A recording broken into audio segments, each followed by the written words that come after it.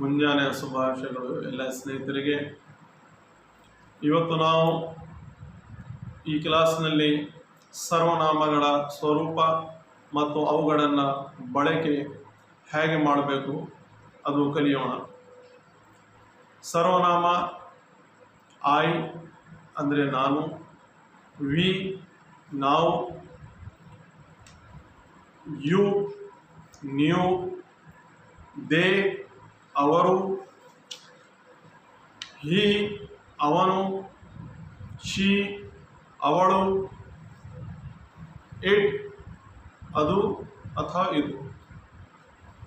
ಈ these are the types of pronoun. ಇದಕ್ಕೆ ಹ್ಯಾಂಗ್ ಬಳಕೆ ಮಾಡಬೇಕು, ಇದರ ಉಪಯೋಗ ಹೇಗಿದೆ ಅದು ನಾವು ಕಲಿಯೋಣ. I and we, these are called the first person, and you, it stands for second person. They, he, she, it, they are called third person. ಇವತ್ತು ನಾವು ಸರ್ವನಾಮಗಳ ಗ್ರಾಮರ್ ಏನಿದೆ ಅದು ಅರ್ಥ ಮಾಡಲಿಕ್ಕೆ ಪ್ರಯತ್ನಿಸೋಣ. ಐ ಅಂದರೆ ನಾನು. The speaker is called first person. ಯಾರು ಮಾತಾಡ್ತಾರೆ ಅವರು ಫಸ್ಟ್ ಪರ್ಸನ್. ಯಾರು ಇದು ಸಿಂಗುಲರ್ ಏಕವಚನ ಫಸ್ಟ್ ಪರ್ಸನ್. ವಿ ಅಂದರೆ ನಾವು, ಫಸ್ಟ್ ಪರ್ಸನ್ ಪ್ಲೂರಲ್ ಅಂದರೆ ಮಾತಾಡುವರು ಬಹುವಚನ ಫಸ್ಟ್ ಪರ್ಸನ್. ಐ ನಾನು, ವಿ ನಾವು, these are called first person. ಇವರು ಮಾತಾಡುವರು. ಫಸ್ಟ್ ಪರ್ಸನ್ ಅಂದರೆ ಸ್ಪೀಕರ್ಸ್. ಸೆಕೆಂಡ್ ಪರ್ಸನ್ ಯು ಅಂದರೆ ಯಾರಿಗೆ ನಾವು ಸಂಬೋಧನೆ ಮಾಡುತ್ತೇವೆ ಅವರು ಸೆಕೆಂಡ್ ಪರ್ಸನ್ ಎಂದು ಕರೆಯಲಾಗುತ್ತದೆ. ಒಂದು ಉದಾಹರಣೆ, ಕ್ಲಾಸ್ನಲ್ಲಿ ಒಬ್ಬ ಟೀಚರ್ ಫಸ್ಟ್ ಪರ್ಸನ್ ಆಗುತ್ತಾರೆ. ಯಾಕೆಂದರೆ ಆ ಟೀಚರ್ ಬೋಧನೆ ನೀಡುತ್ತಾರೆ.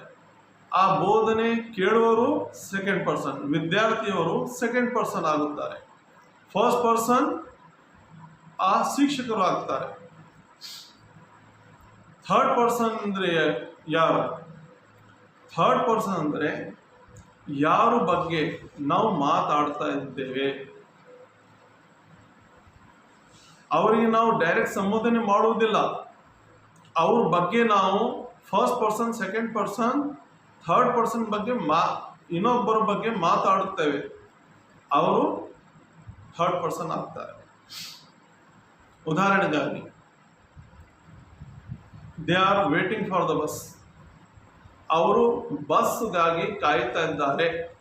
ಅಂದರೆ ನಾವು ಅವರಿಗೆ ಸಂಬೋಧನೆ ಮಾಡುವುದಿಲ್ಲ, ಅವ್ರ ಬಗ್ಗೆ ನಾವು ಮಾತಾಡ್ತಾ ಇದ್ದೇವೆ, ಅದರ ಸಲುವಾಗಿ ಅವರು third person.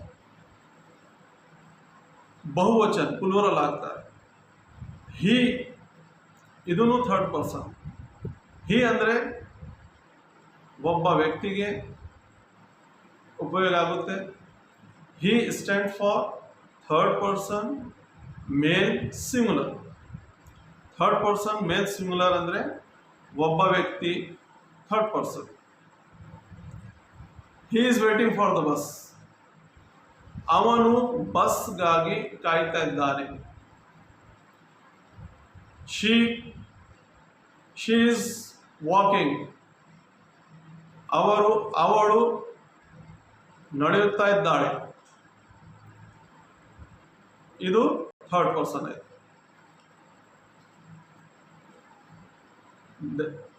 It is a book.